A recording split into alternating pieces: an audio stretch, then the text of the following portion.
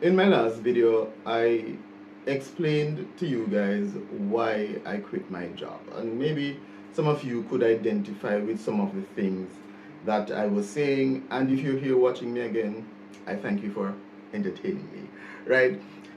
In this video, I want to talk about the salary trap, that taboo subject that our employers generally don't want us to talk about.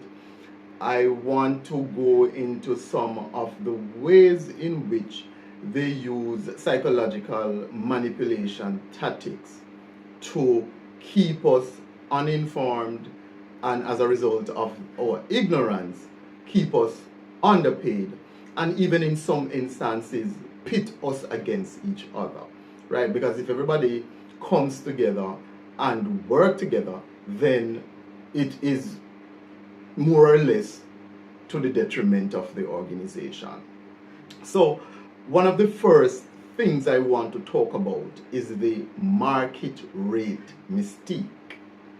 So, typically, when you go to an interview and you are given a contract, and in the contract, they'll have a rate, or they'll tell you what they are intending to pay you. From my experience, I've never really had a discussion about salary. So it is not one of those things that the interviewer brings up in the interview to say, okay, this is what we have budgeted for the role, and this is, based on your qualifications and experience, this is where we were hoping to start you out at. Does that sound good to you? Do you have any questions? That has never happened. I haven't been to many interviews because, as I said in my last video, I worked at one company for almost 12 years. So for the whole block of time, of course, I wouldn't have been doing any interviews, right? I think I've done about 5 to 6 interviews in my entire lifetime, because I generally have been successful when I go to interviews. There's rarely ever a time that I've gone to an interview and I didn't get the job, right? And there was never any discussion about salary. Now, what they usually say is that, at least for this last job that I left, let me give a little bit of a backstory. So I initially started working there in February of 2022. Was it February? I started working in early 2022, right? And in the first month of my employment, I was fired because at the time, the COVID pandemic was still going on, and they had this rule that you had to wear a mask. Now, I tried to comply with the mask thing, but when I wear the mask, it made me sick. And I don't mean like, oh, it's uncomfortable, I don't like it, and my face. I mean like physically sick, to the point where I had to go to the doctor, get a prescription and everything. But you're new, and they have this zero tolerance policy for not wearing the mask. So of course, what I would do is, whenever I had an opportunity to take it off, I would take it off, right? Where I was working at the time, I was like in this little, I was like in the suite. I was all the way down to one end in a little corner by myself. I wasn't placed there. I chose to go there because I like to be by myself. And so I wasn't around anyone. No one was within 6 feet of me. So I took it off, right? Security was reviewing the camera, saw that I wasn't wearing a mask, reported it, and so they fired me, right? Then, when I was coming back, so they called me back, because when I was leaving, the lady was like, okay, you can apply after 6 or 7 months or something like that. I'm like, I'm not going to do that. And the reason why I chose not to is because when you do that, you are starting out from a position of weakness, because people don't understand. You cannot go to the negotiating table from a position of weakness. If you come into an interview begging for a job, or at least that's the energy that you're giving off, they are going to underpay you. They are not going to treat you fairly, because you have given them the upper hand. And in every instance, at least from my personal experience, when you show people that you're vulnerable, they take advantage. It is an unfortunate reality that we have to contend with, right? So when they called me back the second time and So this, of course, I was there before they called me back. I went through the whole interview process again. It was kind of weird.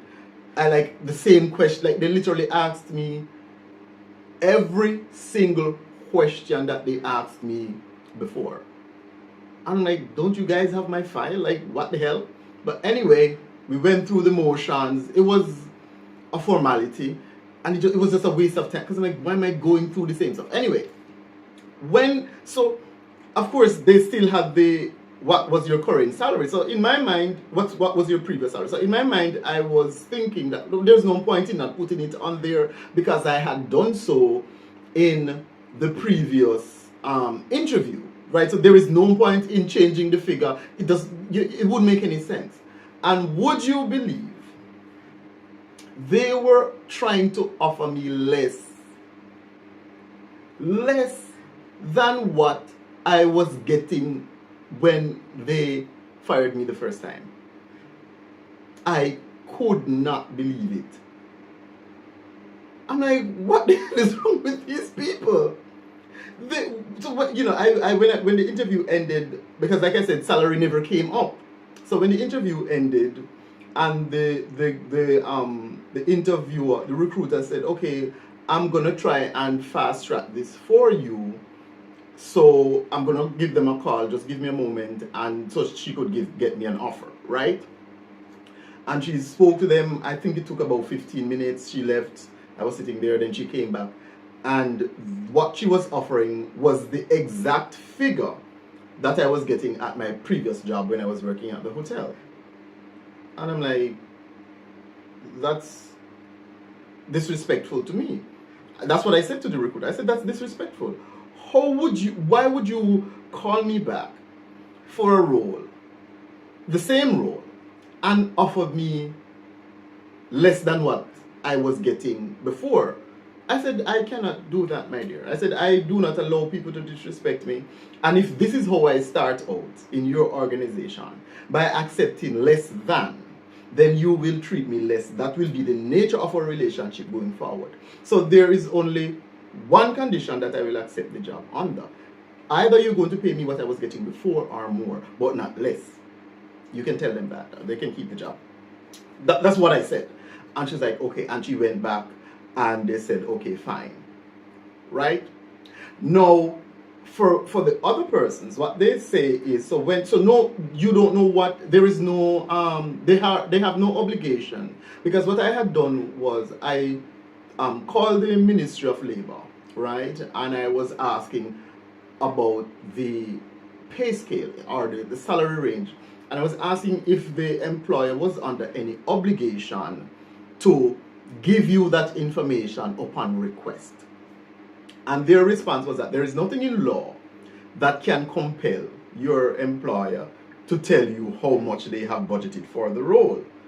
And I'm like, but then, so in my mind, I'm like, so how do I know that when I go and I say, I am not satisfied with my salary, how do I know that what the employer is suggesting as the current market rate is accurate? Because there is no information that is promulgated on the government's website. I know in the United States of America, you have the Bureau of Labor Statistics, where at the very least, you can look at the different roles and the different industries and have a general idea of what is being paid.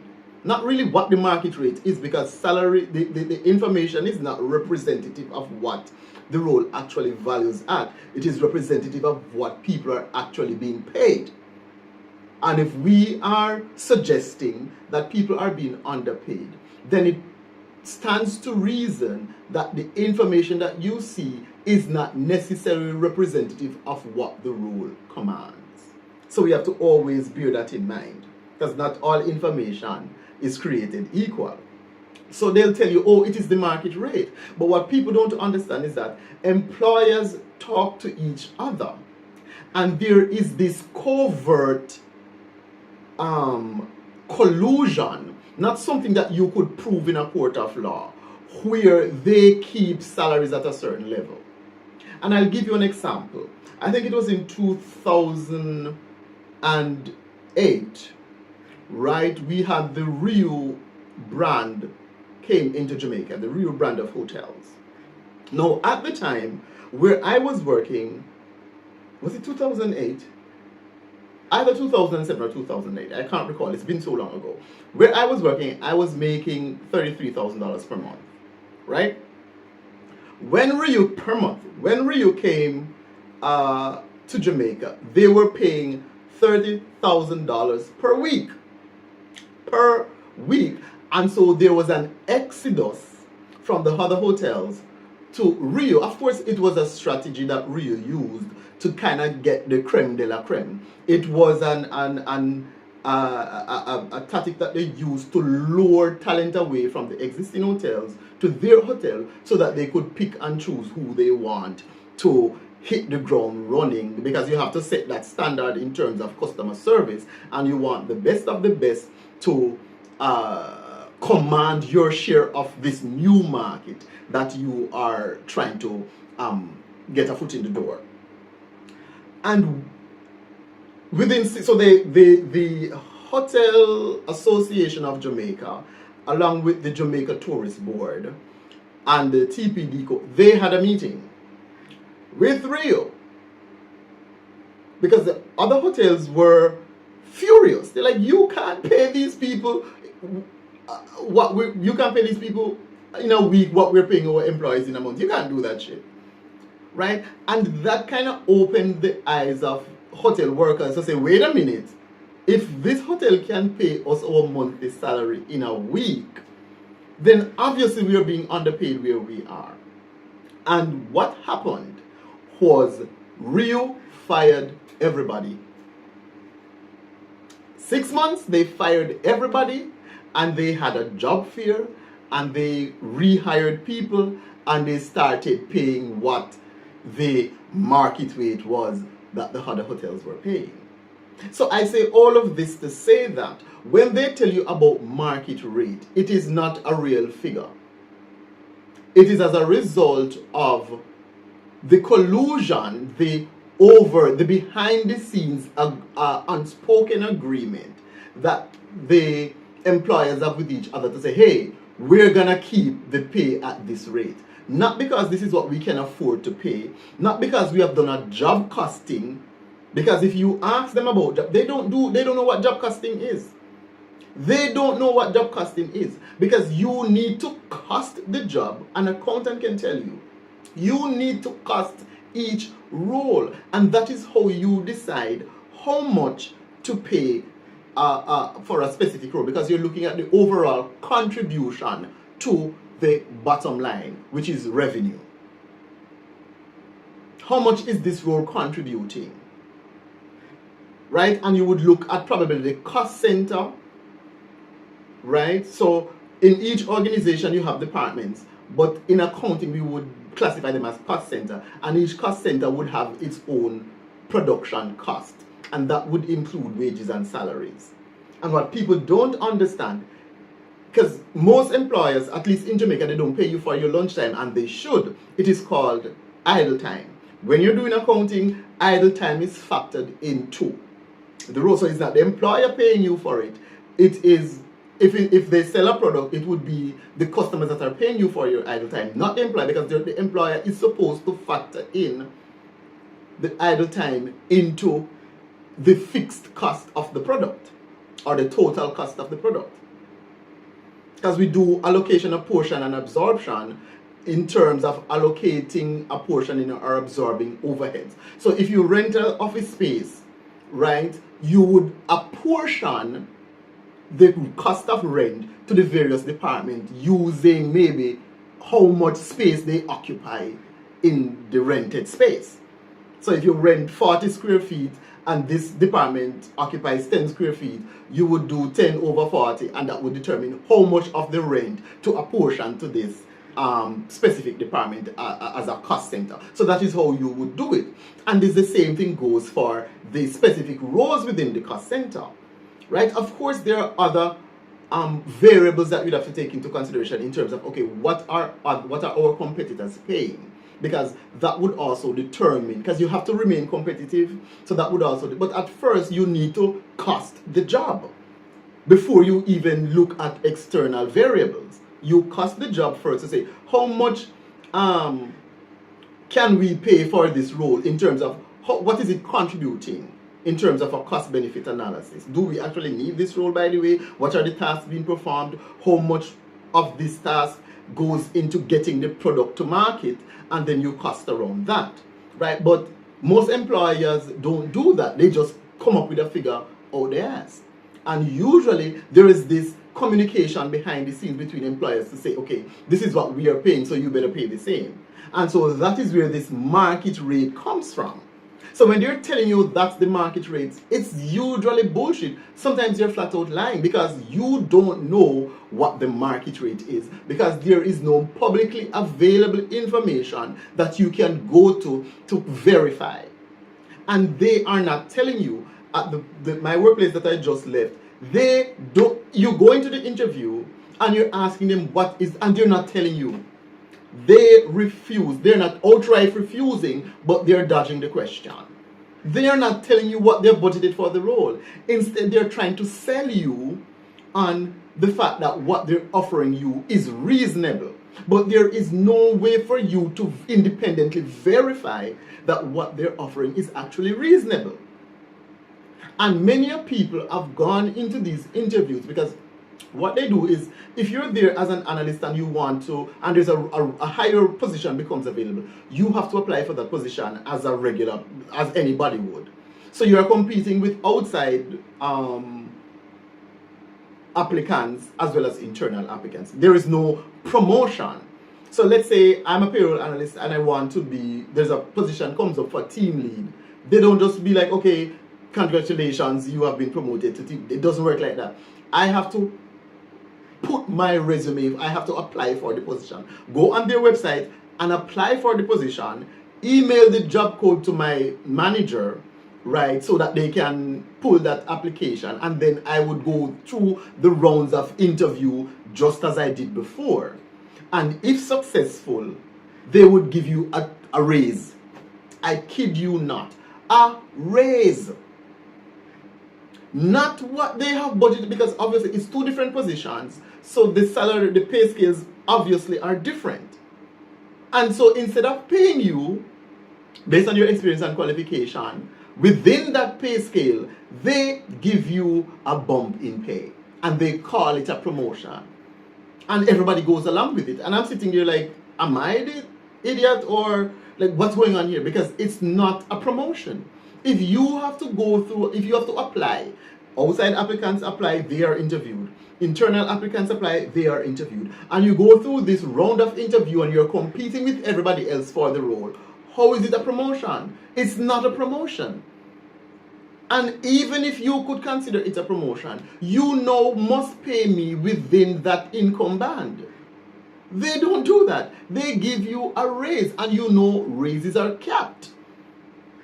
Raises are capped at a certain percent based on the company's policy. So you can't get more than, say, 20%. So it simply means that if that new role that you're transitioning into is well above the maximum range of your current role, all you're going to get is 20%. And remember, you would not have been paid the maximum, anywhere near the maximum range of your current role. So what will have happened is that what you're getting now in this new role is still within the range of the role that you had before. And this is what they do. And because there is no information there for you to verify if what they're saying is true in terms of what they're offering you, you just don't know. And they count on you not knowing. So when they're telling you about, oh, this is the market rate and it is competitive, the question is, competitive for whom? How do I verify that what you're saying is true? So what I would suggest is that when you go for an interview, you never tell them what you were getting before. Under no circumstances at all do you tell them what you were getting before. And two, if they ask you what are your salary expectations, you don't tell them either, unless they force you to. Because there's some, and if they're insistent, then you may want, if you're getting another, if you're, let's say, if you're contemplating two offers, take the other one. what you need to do is, thank you for that question, but, I am flexible, I'm open to negotiation. What I'd like to ask you is, what is the current budget for this role? Because they are supposed to tell you what they have budgeted. You're not supposed to give them any information, because what they are trying to get out of you is, how much can I lowball you? Because the moment you give them a figure, they use that as a baseline to determine how much to pay you. That is what they're doing. They are not trying to figure out, we just want to see if we can actually afford you. That's not what they're trying to do. They are trying to use whatever it is, because if you give a figure that is outside the range of what they have budgeted for, they got you. And that's all they're looking for. All you're looking for is for you to give them some indication that you have no idea what this role is valued at. And you won't know what they have budgeted for the role anyway. Right? Because you can do as much market research as whatever. Their internal budgeting procedure, you would know what they budget for the role. So they're just trying to get any whiff that they can underpay you. That's all they're trying to do. Because their primary objective is to make a profit. And that includes paying employees as little as possible. Right? So they use your last salary against you as a weapon, and they use your salary expectation against you as a weapon. So you have to be very careful when you are, having these conversations. I know sometimes we don't have them. Like I said, I've never really had any conversation about salary. They say, congratulations, you have gotten the job, and it's when you go and they give you the contract, you actually see what you're being paid. Right? So that's where we are on that. And then when it comes to raises, it's almost kind of like a humiliation ritual. There is this idea that you ought to be grateful that you have a job. Right? And oh my God, ever since I entered the job market at 18 years old, I know I was at the gas station, but when I was 17, but I don't consider that to be entering the job market, because I never did an interview. I grew up with these kids, and their family had a gas station, and so I just went there to work. So I never did an interview. I just got the job, sorta. You know what I mean? So I didn't consider that to be me entering the job market. Plus, I should not have been working, because the legal age at the time to work was 18. I think it's still 18 years old, so I really technically shouldn't be working anyway. So I don't really consider that to be like an official job. But then I officially entered the job market at 18 years old, right? And ever since I entered, there's always this idea that you must be grateful that you have a job, because jobs are hard to get, and it's a tough economy. 18 years old. That's like 20 years ago. Like, what the hell? And they're still saying it today in 2025. So I'm like, this is not my first rodeo. I've had, I think, about 1, 2, 3, 4 jobs, all the time. And every one of them, it was the same thing. Jobs are hard to get, and you should be grateful that you have a job. And it's like, well, at the end of the day, you don't own a job. They can tell you to leave at any time. You can go in today and you get fired, and then what? Right? So the first job that I got fired from, it opened my eyes. I said, well, I worked hard. I was doing double shifts. I was like the most reliable employee that they had. And at the end of the day, there was this Spanish guy from Colombia who didn't like me because I wasn't kissing his ass. Because if you work anybody who works in hotels in Jamaica knows that it is a plantation. We are modern day slaves. And so there is this kind of deference and reverence that you have to have for the managers or the people who are in leadership. So you're looking from supervisor up. So there's this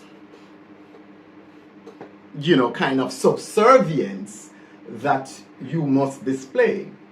And for some reason, I don't know, maybe my ancestors were the rebellious ones, because I can't do it. I cannot do it. I'm here to offer my skills in exchange for reasonable compensation. I'm not your servant. I'm not here in servitude to you. We're in a professional environment, and expect you to accord me the same level of respect that I give you. So if you're going to be disrespectful to me, I'm gonna clock it. I'm gonna tell you to watch yourself. I don't care who you are. If you're the general manager and you're disrespectful, I'm gonna let you know I'm not your son. So you don't talk to me like that. And so he had this kind of abrasive attitude where everyone was afraid to talk to him. So he had to sign all requisitions. And people had, there are these requisitions that you have to, because if you need stuff from the store, let's say we run out of paper at the front desk. It's not, that's not what I want to say, but it's kids, right? We have to write a requisition, take it to him for him to sign off, so we can take to the cost controller for them to release the paper so we can have the stuff at the front desk. But when people go to him, the way he behaves, it was just so disrespectful and out of order. So they kind of have this kind of like traumatizing experience with him, so they're afraid to go to him. Right? But I was never afraid. I'm like, okay, give the requisition to me. And I'm like, excuse me, sir, we need some more rum cream at the bar. And he would snatch the paper from my hand and then throw it down on the desk. And I'd just take it up. Thank you, sir. I never let it faze me. And I guess that kind of pissed him off because I did not react to his, I don't know, his bad behavior.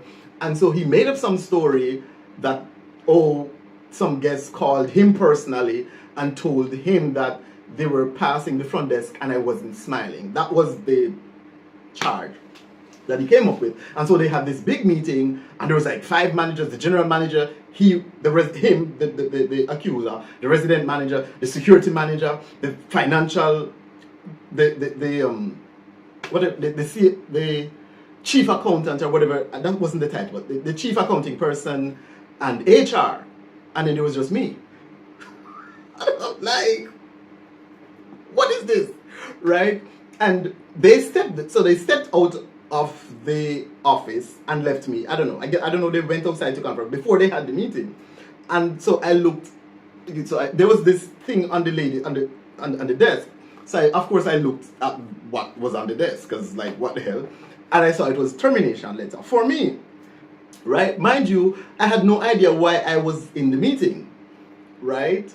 And then when the meeting started, they were like, well, we got a complaint. I said, we don't need to have this conversation. There's the termination letter on the HR person her name was Georgia. I said, but Georgia already has the termination letter, so just give me the letter, give me my check and let me go. We don't need to have a conversation because you've already made up your mind as to what you're going to do. So what's the point of us having a discussion after the fact? Because the discussion would be for you to make a determination as to whether or not you're going to take any action or what the appropriate action should be, but you have already, I don't know what I am here for and I'm already being terminated. So give me the letter and let me go. And that's what they did, and I left. And of course they told this, because everybody, I just left and everybody was like, okay, where's Nicole? What happened? And they obviously lied about why I left. Say, I cussed them out and left. Like, okay, whatever. And to this day, I've never gone back. I've never gone back to that place. Everywhere that I've left working, I never went back. Anyways, so they make it, to kind of bring it back, they make it so that it is so difficult for you to ask for a raise. You now have to prove why you deserve a raise.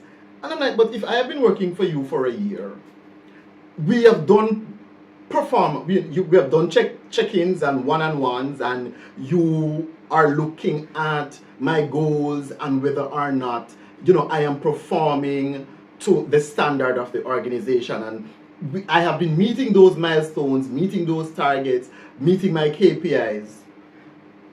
Why should I now prove to you why I need a raise? That doesn't make any sense to me.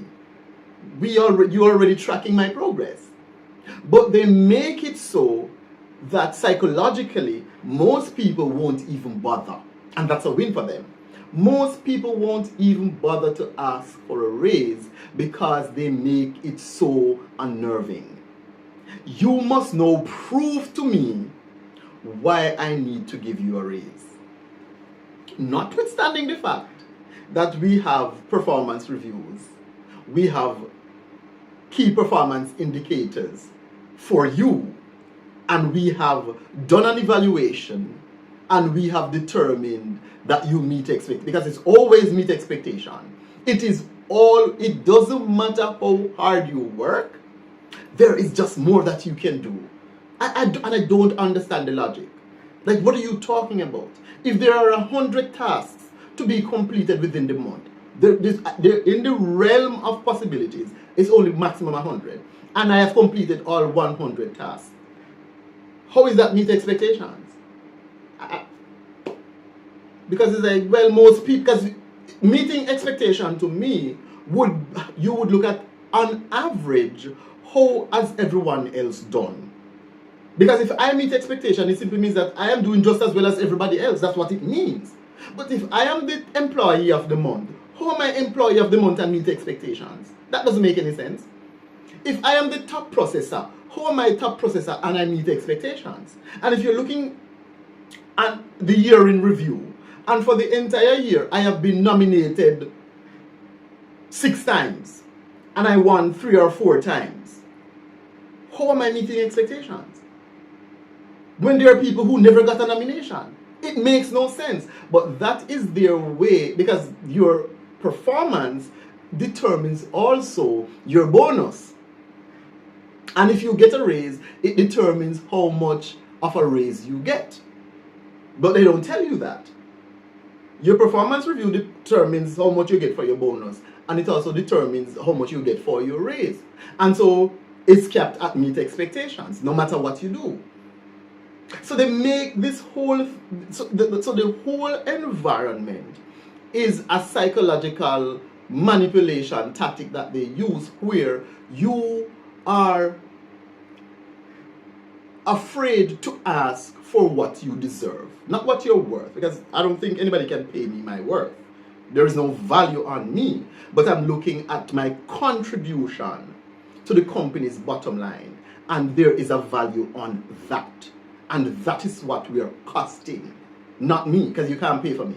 I'm not for sale, right? But my contribution to the company's bottom line is what we are costing. We are putting a value on that.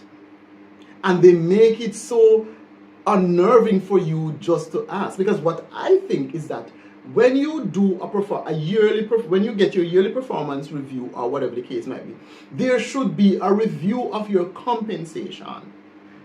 Right? And we're going to look at, okay, what is the market rate now? Because you should recalibrate your market rate. Where is this employee at within that range? And say, okay, based on your performance, we're going to give you a 10%, a 15% increase.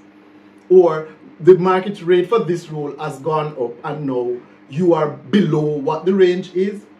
So we're going to recalibrate your compensation, and we're going to bring you to the median range. And if it means a 45% bump, it just means a 45% bump. But they don't do that. And you have to ask. And they make it so difficult for you to ask. It's a whole psychological tactic. And people don't understand that. And that is how they keep us trapped. Right? So we have to understand what they're doing. And then there's this myth of meritocracy. Hard work pays off. You've heard that one before, right? Hard work pays off. Where? Because it follows that, okay, what the meritocracy means is that you are rewarded based on your hard work. But in an organization, because this happened to me when I was working at the hotel, I was so good at the night auditing job that they're like, there's nobody that is going to do it as good as he is, so we can't promote him. And I worked at that organization for almost 12 years as a night auditor. Even though I could be the night manager, I could be the front desk manager, I could be the account, because the position came up for accounting, because the accountant misappropriated funds and was fired, right? And so the position became available. And everybody was like, but Nico, I can do it. You know, he can do it. Based on how I handled myself, because I have an accounting background, not in terms of actual experience, but in terms of education, right? And they're like, he can do it. He can do it. And they just never gave it to me because he's so good at the night audit. He catches everything. We don't have to worry about, because they had an issue with people were like selling rooms and taking the money, selling day passes and taking the money. People were just robbing stuff. And since I came there, that went down to zero because I saw everything. I questioned everything, and there were instances where just me doing my job resulted in people getting caught stealing money. I even had one encounter where, and there was this front desk agent, she and I were friends, and I came in and somebody came to remove their night pass band, right? So of course I had to check the system to check them out. So I cut the band. I'm like, okay, which room did you register on? They're like, we didn't register on a room. I'm like, okay, did you get a receipt? They said they didn't get any receipts. I'm like, okay, fine, no problem. So I cut the band, let them go, and I started to investigate, and I could not see where a night pass was sold. We had an account called Passerby, where if a random person walks off the street like, I need a pass for the evening, we would check them in to the Passerby account and post the amount on it. And I checked, and there was no Passerby account, and I'm like, what? So I called her, because like I said, this is my friend. I'm like, hey, I just checked some people out from a night pass, and they said that you were the one who sold them the thing, and the amount that they said they paid was more than what the pass was valued at. So I'm like, I'm checking because I can check each agent transactions for this. So all the transactions that they post, I can check to see what they actually did that day. And I'm like, I'm not seeing your code posting a pass. So like, what happened? I say, oh, I forgot. She took the money, right? And so I'm like, okay, when you get in, you'll have to post it, right? And I'll have to say something to the manager, because I don't want them to feel like you and I are in collusion, and you and I are planning to steal the company's money. So when the manager came in, I explained the situation to him. Of course, I never thought that she was trying to steal the money, right? And so it's like, okay, and then they did a whole investigation. So she actually took the money home with her. So she called in sick the next day, so she didn't come. And because what would have happened is, if she had left the money at work, they would have accepted that she just forgot. But she actually didn't.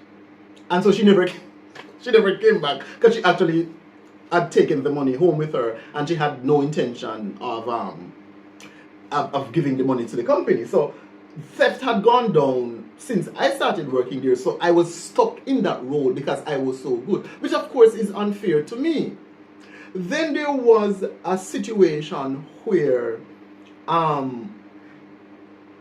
duty manager position became available, right?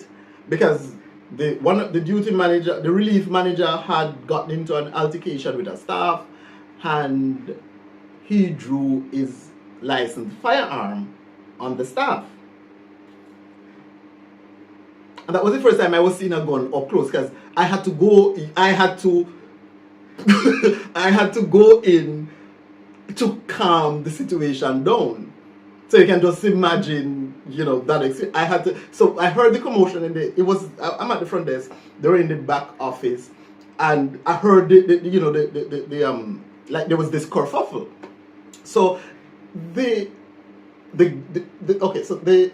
back offices, the part facing the front desk is all glass, so you can see what's going on in the offices. So I heard the commotion, and I looked through the glass, and I saw the two guys like up in each other's faces. And so I went around there to kind of like, hey, what's going on? Because it's the manager and a waiter, right? And the waiter was like egging him on, and I forgot what he said to him, and he drew his firearm. He drew his firearm. So I'm like, oh my God.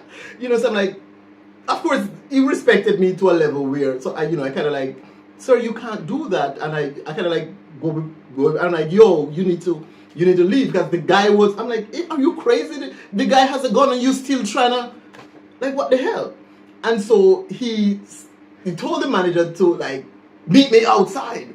And I'm like, is this guy crazy? Like, the guy has a gun and you're telling him, okay, let's go, let's take this outside. So of course they left and went off the property. So the GM came to me and asked me if he indeed pulled the gun. Of course, I wasn't going to lie. So I said, yes, he pulled the gun. And so they fired him. So the position became available.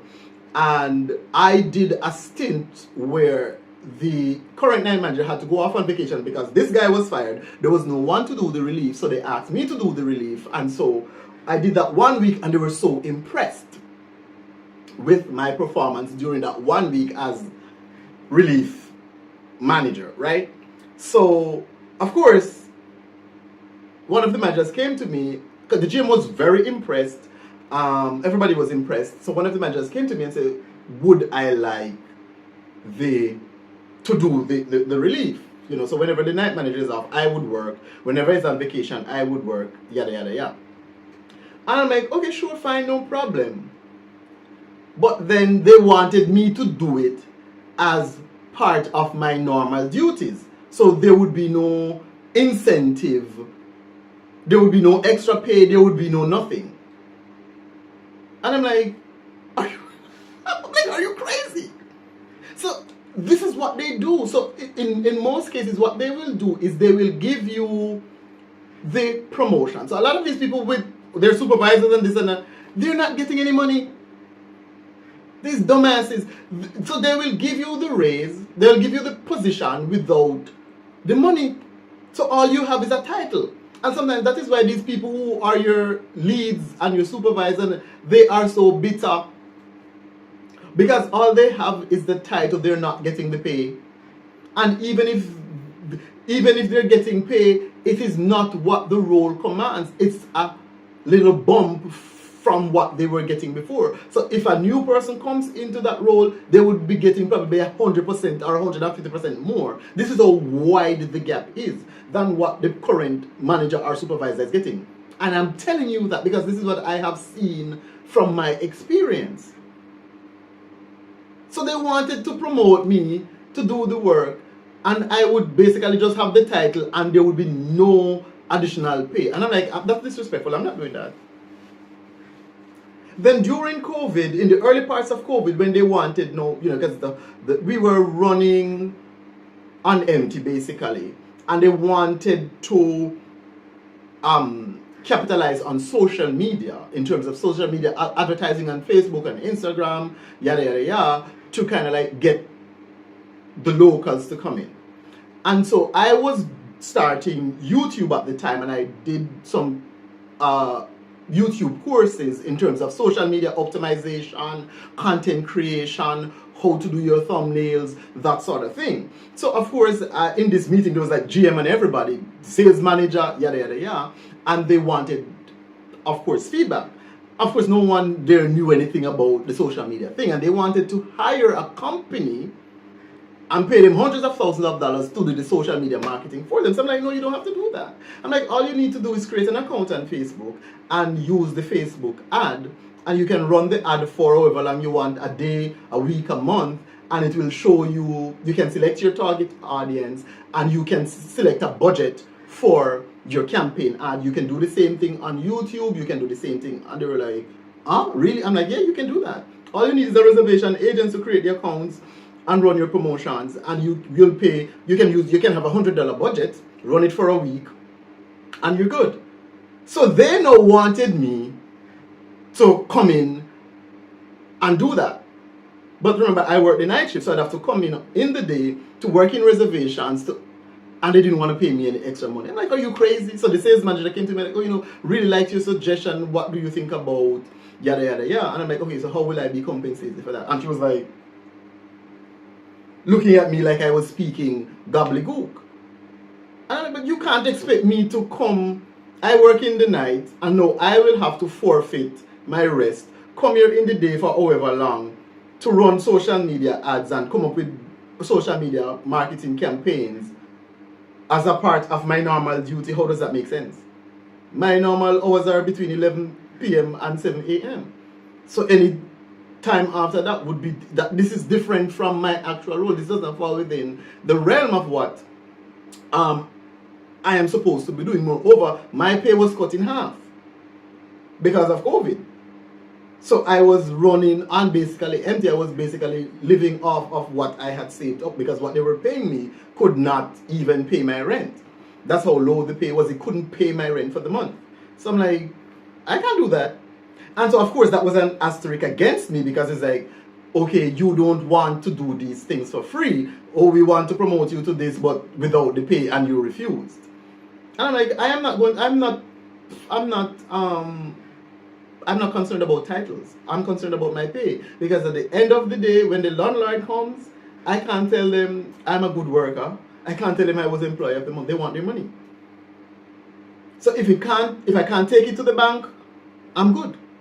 So, and what they do oftentimes too, because the hardest worker, the most competent employees do not get promoted. More often, it's a lot easier on your manager when they have a competent employee. So they're not going to promote you to anything because no, they will have to micromanage the next person who comes into that role. If you make their job easier, they're not promoting you. You're stuck where you are. And that also work against you when you're going for a job somewhere else. Because you're going to be like, you've been working at this company for 10 years and you were in the same role. What went wrong? Obviously, you were mediocre. When no, I wasn't. I was so good at the job that I was doing that they did not want to promote me to anything else because they know that this is one function that we don't have to worry about. And so it works against you. Then there's also the politics of the culture of the organization where they only promote people who are kind of obsequious, suck up to them, who are friends with managers and carry news about this employer, that employee. Those are the persons who get promoted. The culture fits. And that is why you end up with people in leadership who are incompetent because it is not merit-based. It is nepotism. Who can we manipulate? Who will go out there and do whatever we tell them to do in terms of the injustices that we want to visit upon staff? Oh, you can't get the holiday off and we're not paying double time. They'll get the idiot to come out and tell you because they're so frightened for the title that they will do anything. And now those people become toxic, make the workplace toxic. Because if you look, half the time is the least competent person gets the promotion, and everybody's wondering like, how the hell did this happen? Clearly, this John is the most competent person, the hardest worker, getting all the awards, this, that, and that. But John is not a culture fit. The managers don't like John in that respect. Either because John is so good we can't afford to move John because then it now means that we will have to do more work because we're going to have to micromanage those people. Because more often than not, a competent worker is doing at least two persons' job.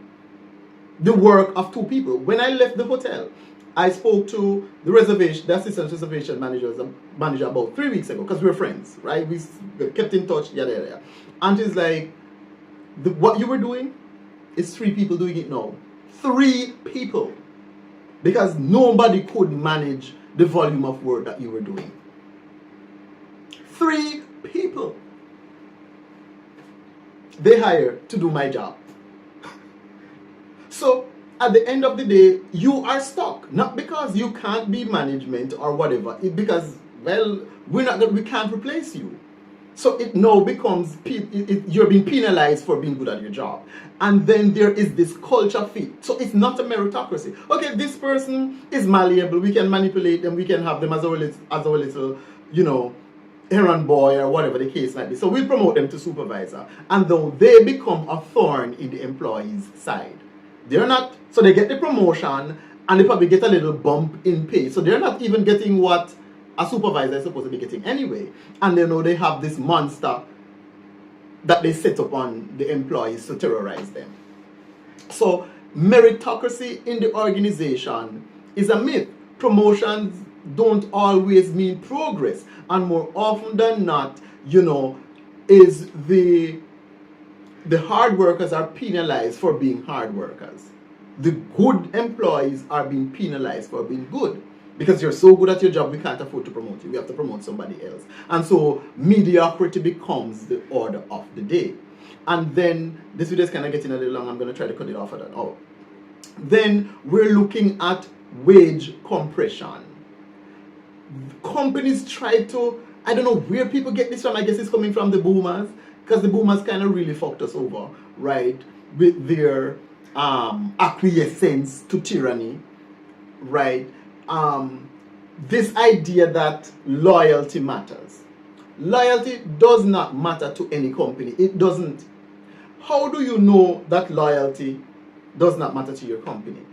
If your company does not have an inflation coverage, meaning every year they're going to give you a fixed amount in addition to your raise and your bonus, your annual raise and your bonus, to cover the cost of inflation, so that you're not worse off working for them than if you leave and find another job, then that company does not value loyalty. Let me try to give an example of what wage compression looks like. Let's say you have two people working for an organization, John and Jane. John and Jane has the same job, right? They're getting paid $35,000 a year. I'm speaking in US dollars, $35,000 a year. Jane stays with the company, John leaves, right? So John moves to another company and probably gets, in just by virtue of moving, salary bumps up to 35K. Jane is with the company for a period of 10 years. And during that time, she probably got a raise or whatever. And now her salary is $40,000 a year. Let's say 10 years later, so John would have changed job maybe 2 or 3 times during that 10-year period. And they end up back with the same company. Because John is now coming in at the new market rate, John's pay is $45,000 per year. So here you have Jane working with the company for 10 years, getting $40,000 a year, and John coming in getting $45,000 per year. So Jane's loyalty did not. So you have this wage compression, because in America they don't give you more than, I think, 3% maximum. That's what they give you, 3% raise. But then when you look at inflation, unless inflation is less than what your raise is, you are being worse off. You are losing purchasing power over time. And so that is that wage trap. Your wage is being compressed. So the longer you stay with a company, the poorer you become, because inflation is eating at your purchasing power. When you look at if you go back to the 70s, the average CEO, at least in the United States of America, pay was 20 to 30 times higher than the average worker. 20 to 30 times higher. In 2025, the average CEO's salary is 3,000 times higher than the average worker. You can Google it. In 2025, so in the 70s, the average CEO's salary was 20 to 30 times higher. And when you say times, it's literally mean times. So if you're getting $40,000, it will be 40,000 times 20, 40,000 times 30, and that would give you the average CEO salary. And you fast forward to 2025, and it's 3,000 times. During the course of the pandemic alone, so between 2020 and 2025, the average worker's salary has increased by 1%. You can do the research yourself. And the average CEO's salary has increased by 50%.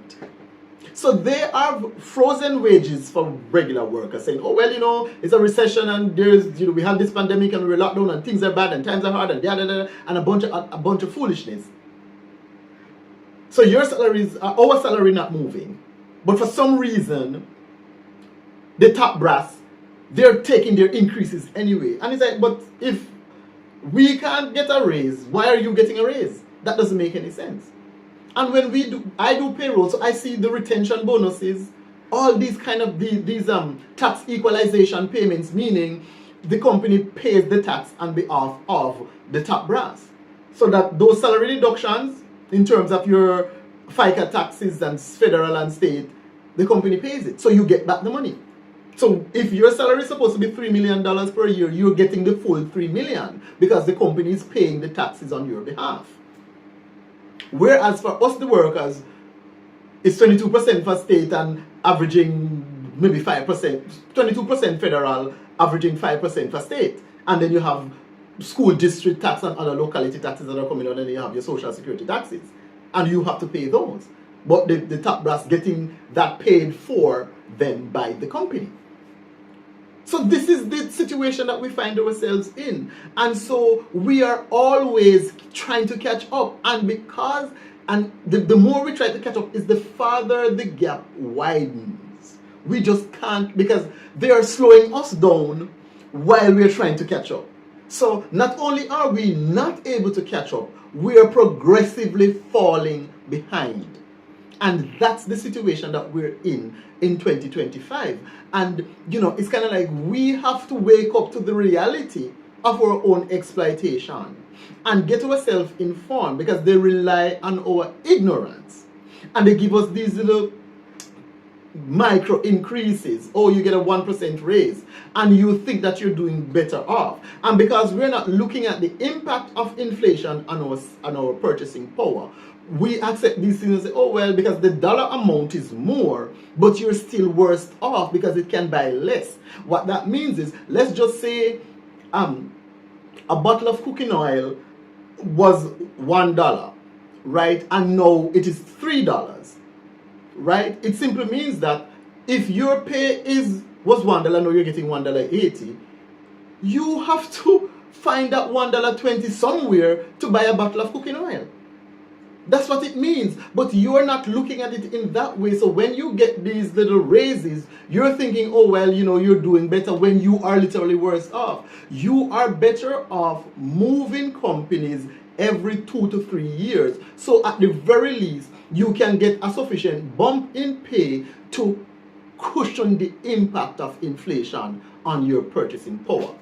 So, I just want to close this video out. I said I didn't want it to go over an hour. We have to be more aware and alert as to, how they try to manipulate us and keep us poor, so that we can, to some extent, pull ourselves out of this wage trap, right?